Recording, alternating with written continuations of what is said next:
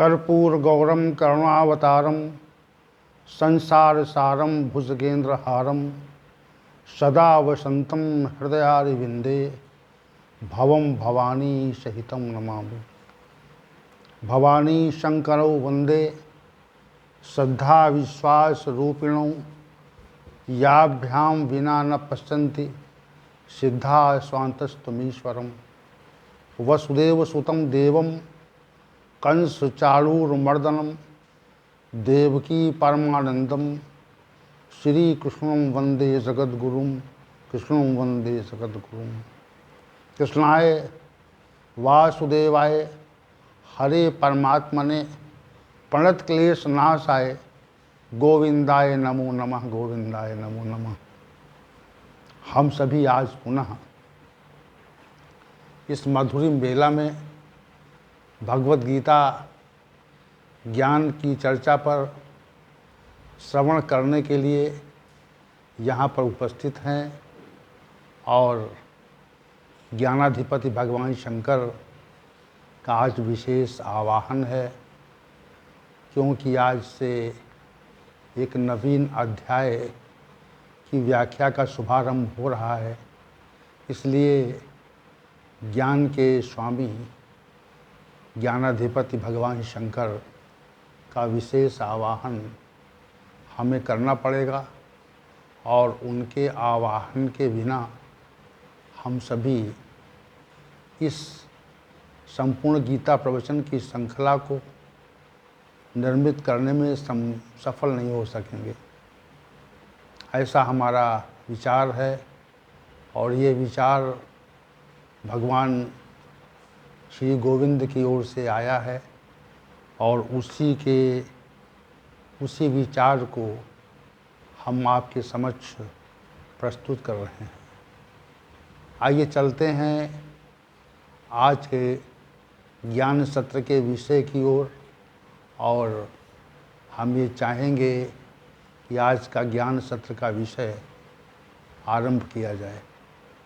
भगवान श्री गोविंद को और ज्ञानाधिपति भगवान शंकर को प्रणाम करके आप सभी का अभिवादन स्वीकार करके आज के सत्र के विषय की ओर हम प्रस्तुत हो रहे हैं। 16वां अध्याय दैवासुर संपद विभाग योग। इस अध्याय के आरंभ होने के पूर्व अब तक 2 सत्र इसके संबंध में कि इस अध्याय के आरंभ होने का कारण क्या है और इसकी पृष्ठभूमि क्या है, इस विषय पर 2 अध्याय हम सभी ने सामूहिक रूप से व्याख्यापित किए थे और आज ये तीसरा सत्र है जो इस अध्याय के शुभारंभ के रूप में आप सभी के समक्ष प्रस्तुत है। तो श्री भगवान ने 16वें अध्याय के श्लोक संख्या 1, 2 और 3 इन आरंभिक 3 श्लोकों में दैवी संपदा को प्राप्त पुरुषों के विशेष लक्षणों का वर्णन को विशद रूप से किया है और श्री भगवान ने जो इस संबंध में कहा है उसको देखकर ये लगता है कि दैवी संपदा को प्राप्त पुरुष महापुरुष होते हैं और उनके विशेष गुण होते हैं। उनके अंदर उन महापुरुषों के अंदर विशेष प्रकार के गुण रहते हैं या वो उद्भवित हो जाते हैं। दोनों बातें इसमें हैं। जैसे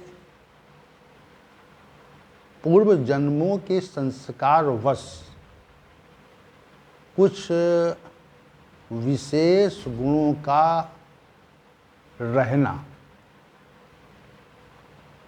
और या इस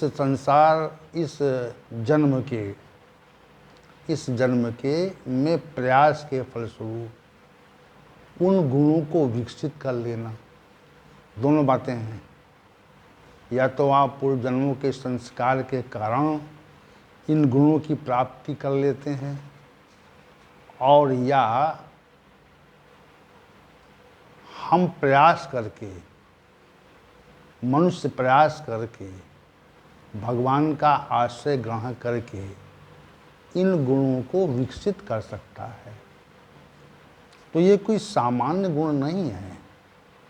ये जो दैवी संपदा को प्राप्त पुरुषों के गुणों का और लक्षणों का जो वर्णन श्री भगवान ने किया है, तो इस वर्णन को देखकर, इस वर्णन का अध्ययन करके ये तथ्य स्पष्ट होता है कि ये सामान्य लक्षण नहीं है, ये विशेष लक्षण है। ये सामान्य पुरुषों में नहीं पाए जाते, ये विशेष पुरुषों में पाए जाते हैं। और मेरे विचार से ये कहा जाए कि इस प्रकार के विशेष पुरुष इस जगत में वर्तमान समय में बहुत थोड़े हैं। ये बात कहें हम कि बहुत ही कम हैं, उनकी संख्या बहुत ही कम रह गई है। समय के प्रभाव से इस प्रकार के गुणों का कोई विकास कर ले या वो गुण रहें, ये बड़ा कठिन है। वास्तविक रूप से ये तथ्य बड़ा कठिन है। तो श्लोक संख्या 1 से 1 और 2 और 3 श्लोकों में श्री भगवान ने दैवी संपदा को प्राप्त हुए पुरुष के विशेष लक्षणों को व्याख्यापित किया। तो हम उसी की ओर बढ़ रहे हैं, और उसके बढ़ने के पूर्व ये बात स्पष्ट कह देना चाहते हैं कि दैवी संपदा को प्राप्त पुरुष विशिष्ट होते हैं, और यदि ये जितने भी गुण हैं ये किसी मनुष्य के अंदर उपलब्ध हो जाएं, या वो किसी प्रकार उन गुणों को अर्जित कर ले और गुणों के अर्जन से उसके अंदर लक्षण प्रकट हो जाएं, तो वो महापुरुष हो जाता है। इस संसार में रहते हुए वह देवतुल्य हो जाता है। उसकी जो स्थिति है वह सामान्य पुरुषों की स्थिति नहीं रहती, वह देवताओं की स्थिति हो जाती है। ये बात हम स्पष्ट रूप से कहना चाह रहे हैं। तो आइए चलते हैं श्री भगवान के द्वारा जो 16वां अध्याय आरंभ किया गया उसके श्लोक संख्या 1, 2, 3, इन तीनों पर पहले हम संक्षेप रूप से दृष्टिपात करेंगे, और उसके बाद में एक एक गुण की व्याख्या को प्रस्तुत करने का प्रयास भगवान श्री गोविंद की कृपा से करेंगे। श्री भगवान ने कहा, अभयम, गुण बता रहे हैं श्री भगवान, लक्षण क्या हैं। अभयम सत्व संशुद्धि, ज्ञान योग व्यवस्थिति, दानम दमश्च यज्ञश्च स्वाध्यायस्तप आर्जवम। ये श्लोक संख्या 1 है।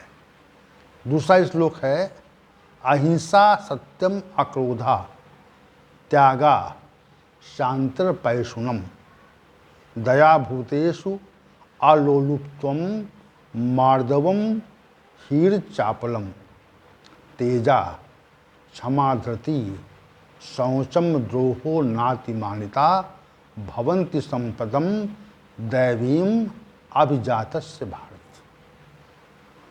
हे अर्जुन, जो मनुष्य दैवी संपदा को प्राप्त होता है उसमें ये लक्षण स्वतः रहते हैं। क्या रहते हैं? ये लक्षण जो हैं वह स्वतः रहते हैं। क्या क्या लक्षण हैं? पहला कहा अभयम, यानी उन व्यक्तियों में भय नहीं होता। उन व्यक्तियों में भय नाम की कोई चीज़ नहीं होती। संसार में जितने भी भय हैं तो उन भयों से वह सर्वथा विमुक्त रहते हैं। पहला लक्षण ये रहता है। अभयम कहा ना, तो अभयम कह करके ये बात स्पष्ट कर दी कि दैवी संपदा को प्राप्त पुरुषों के अंतःकरण में अभय नामक जो विशिष्ट गुण है। देखिए, यहाँ से आरंभ भी किया है, अभयम से आरंभ किया है। सत्व संशुद्धि और जो उनका अंतःकरण होता है या पूरी तरह से निर्मल होता है, उसमें कोई मल नहीं होता। तीसरा गुण है ज्ञान योग व्यवस्थिति। ज्ञान योग में अच्छी प्रकार से स्थिति। और चौथा है दानम, यानी दूसरों के सहायता की प्रवृत्ति। पांचवा गुण जो है दम है। अपने अपने इंद्रियों को उनके विषयों से पृथक करने का प्रयास। अगर इंद्रियां विषयों की ओर उन्मुख हो जाएं तो उनकी उन्मुखता को रोकने का प्रयास, इसे दम कहते हैं। यज्ञादिक कर्मों में उसकी सामान्य प्रवृत्ति, स्वाध्याय, शास्त्रों का अध्ययन करने का स्वभाव। तपः, तप को विशिष्ट बात कही है। श्री भगवान की ओर उन्मुख होने के लिए जो भी प्रयत्न होता है उसे तप कहते हैं। आर्जवम, शरीर और मन की सहजता, सहज भाव से रहते हैं लोग। अहिंसा, यानी किसी के प्रति दुर्भावना का पूरी तरह से परित्याग। किसी के प्रति, चाहे वो उनका शत्रु ही क्यों न हो। सत्यम, जो अनुभव में है, जो ज्ञान में, जानकारी में है, उसका यथावत प्रस्तुतिकरण। अक्रोध, क्रोध का पूरी तरह से समापन। किसी भी प्रतिकूल परिस्थिति में क्रोध के उदय का अभाव। 13वां है त्याग। और त्याग तो एक विशिष्ट गुण है कि सांसारिक वस्तुएं अपनी नहीं हैं। सांसारिक वस्तुएं जो हैं अपनी नहीं हैं। सांसारिक वस्तुएं दूसरों के उपभोग के लिए हमको प्राप्त हुई हैं, स्वयं के उपभोग के लिए प्राप्त नहीं हुई। और इसमें और एक बात आती है कि मैं बहुत कुछ कर्मों का संपादन करता हूँ, इस भाव का अभाव हो जाना। ये भी त्याग है। शांति, मन और बुद्धि का विशेष प्रकार से शांत रहना, उसमें हलचल का ना होना। अपैशुनम, किसी भी व्यक्ति की निंदा न करना।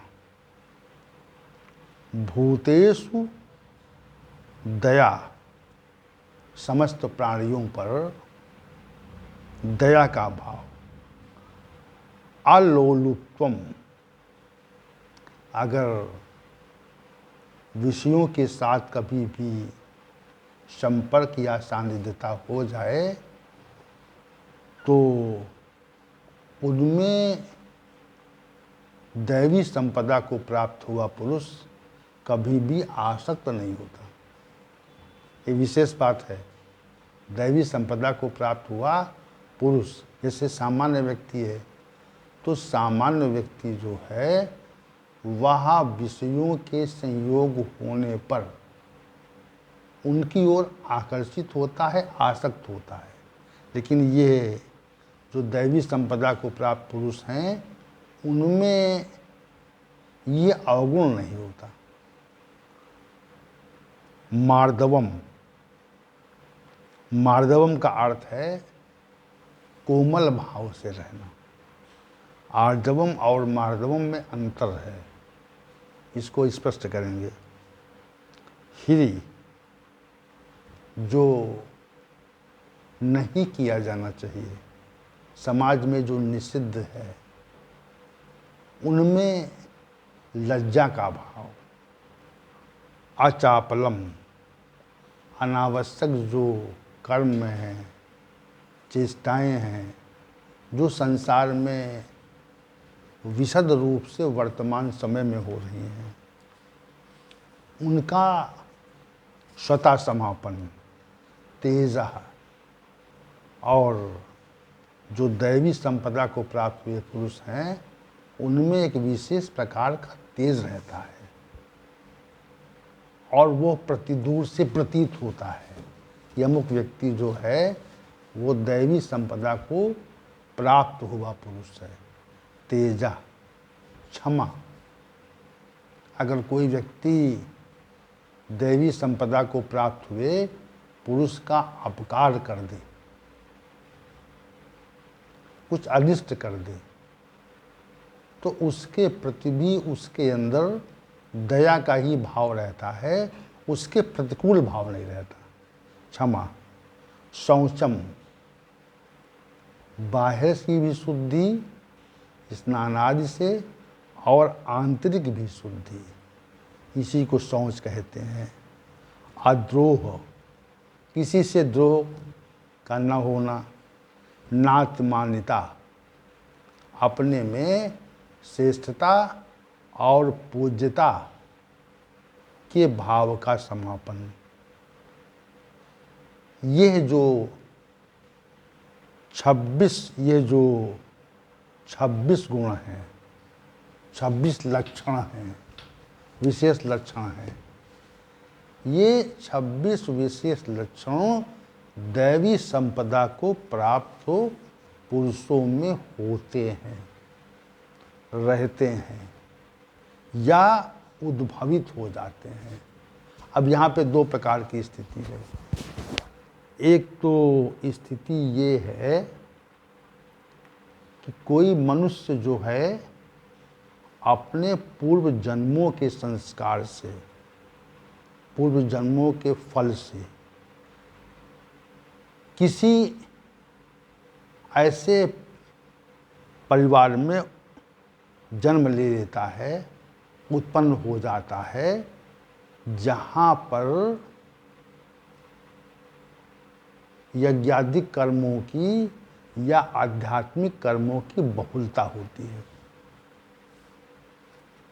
आपने देखा होगा समाज में कुछ लोगों के, कुछ परिवारों में प्रातःकाल जागने का क्रम, स्नानादि का क्रम, पूजा उपासना का क्रम प्रातः से आरंभ हो जाता है और परिवार का प्रत्येक सदस्य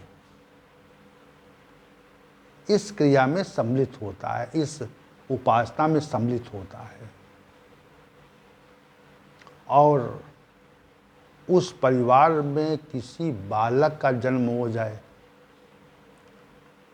तो ये जन्म अनायास नहीं होता कि ऐसे ही हो जाए, ऐसा नहीं है।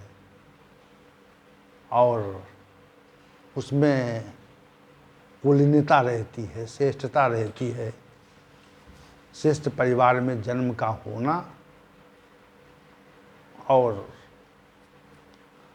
उसमें जो आध्यात्मिक वातावरण है वह ऐसे सामान्य रूप से नहीं होता। आध्यात्मिक जो वातावरण होता है वह सामान्य रूप से नहीं होता।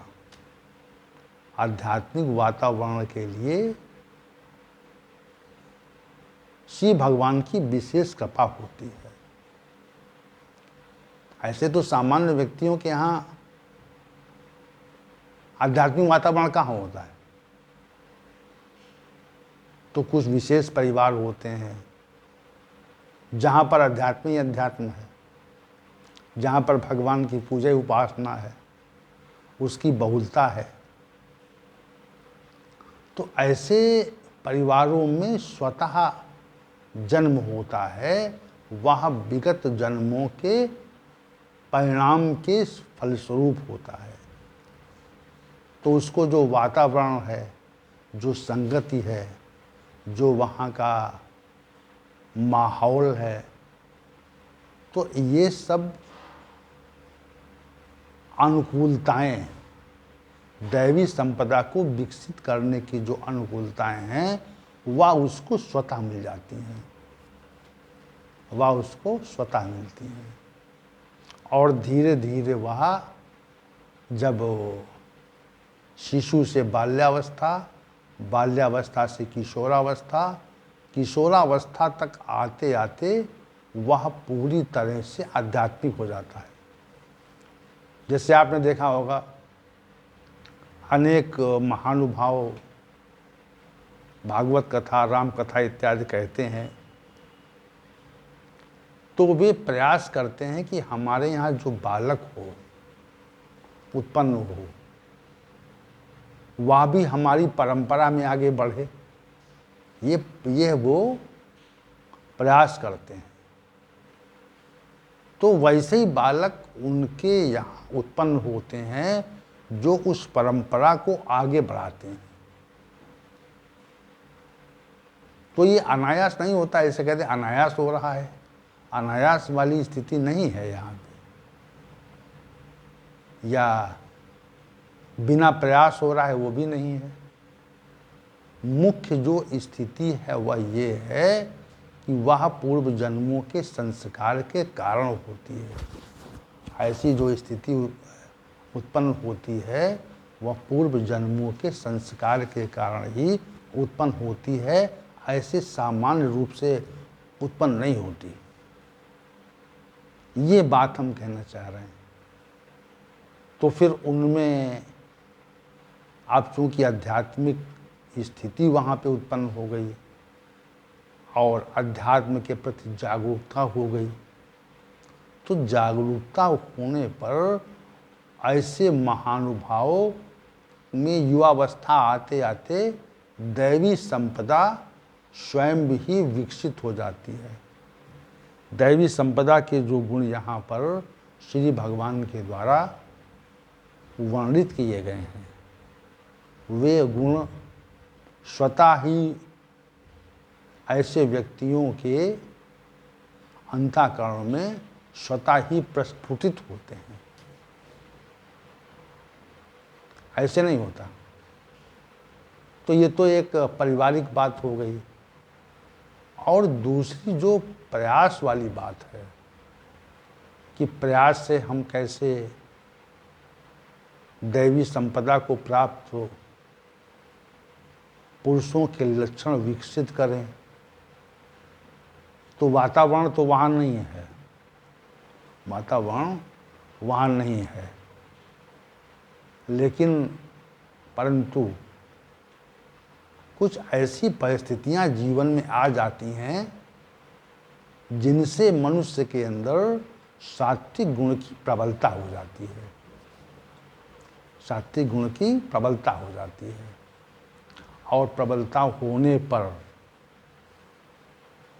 स्वतः ही दैवी संपदा को प्राप्त हुए पुरुषों के जो लक्षण हैं वह स्वतः शुभ कर्मों के परिणाम से विकसित होने लगते हैं।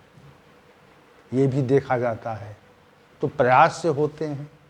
जैसे आपने देखा कुछ महानुभाव जो हैं वह युवावस्था में ही संन्यास की दीक्षा ले लेते हैं।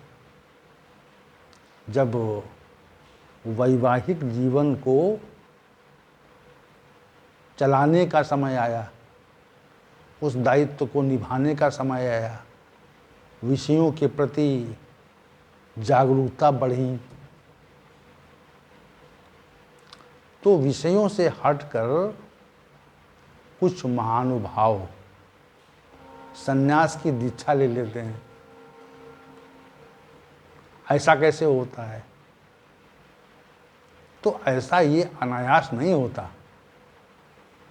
अनायास उसके पीछे कुछ कारण रहता है। और फिर संन्यास की दीक्षा लेकर के या किसी विशिष्ट गुरु के देख रेख में रह करके वो लोग दैवी संपदा के गुणों को विकसित कर लेते हैं और दैवी संपदा के लक्षणों को प्राप्त कर लेते हैं। किसी विशिष्ट महान भाव के शिष्य हो जाते हैं। तो जो समय सांसारिक भोगों को ग्रहण करने का था, जो आयु जो थी वह सांसारिक भोगों को ग्रहण करने से संबंधित थी, अब वो आयु दैवी संपदा को, गुणों को विकसित करने में प्रयोग होने लगी। तो ये भी अनायास नहीं होता, ये भी पूर्व जन्मों के संस्कार के फलस्वरूप ही होता है। ऐसा शास्त्रों और मनीषियों का कथन है। उनके कथन को हमने यहाँ पर उद्धृत कर दिया।